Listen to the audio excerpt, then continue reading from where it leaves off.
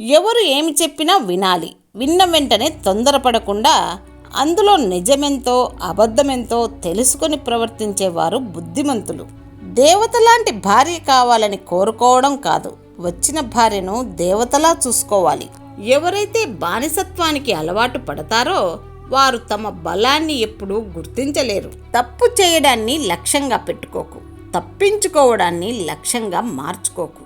ఈ రెండు నీ జీవితానికి మంచిది కావు అనే సంగతి మరచిపోకు. నీళ్లు ఉన్నాయో లేవోనని ఊపి చూసుకొని ఉన్నాయని నిర్ధారణ చేసుకొని కొబ్బరికాయ కొంటాం. అదే కొబ్బరికాయ కొట్టే చోట దేవుడు ఉన్నాడో లేదో అని ఎలాంటి నిర్ధారణ చేసుకోకుండా కొట్టేస్తాం. అదే నమ్మకం, విశ్వాసం అంటే. నిజాయితీగా ఉండటం ఒక యుద్ధం లాంటిది.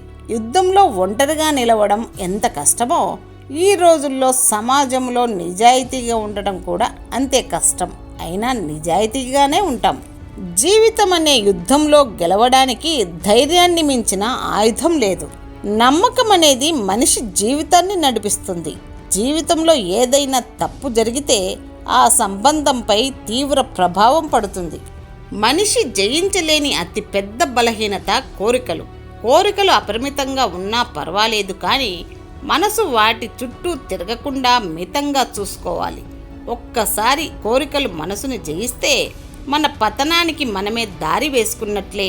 ప్రతి వ్యక్తి తన విద్యుత్ ధర్మాన్ని తాను త్రికరణ శుద్ధిగా నెరవేరుస్తుండాలి. సుఖదుఖాలు రెండింటిలోనూ సమాన బుద్ధిని కలిగి ఉండాలి. అదే ఉత్తమ యోగం.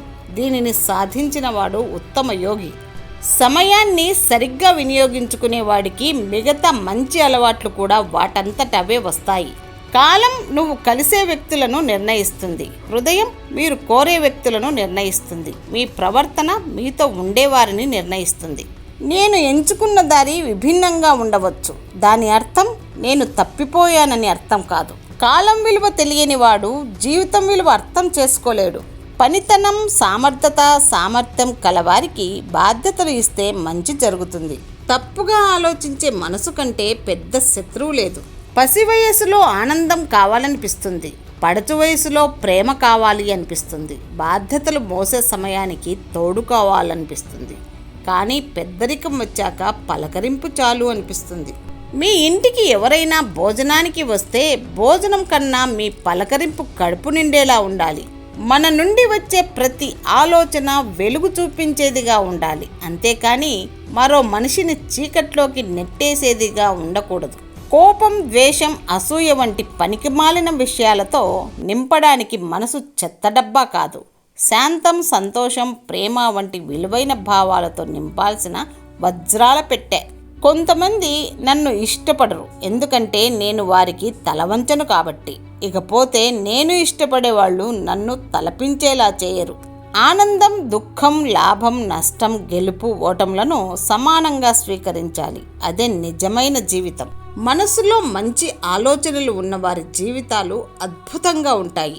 బంగారంతో పూత వేస్తే వెండి కూడా బంగారంలానే కనిపిస్తుంది. సత్సంగం ప్రభావం ఖచ్చితంగా మానవులపై పడుతుందని దీని అర్థం.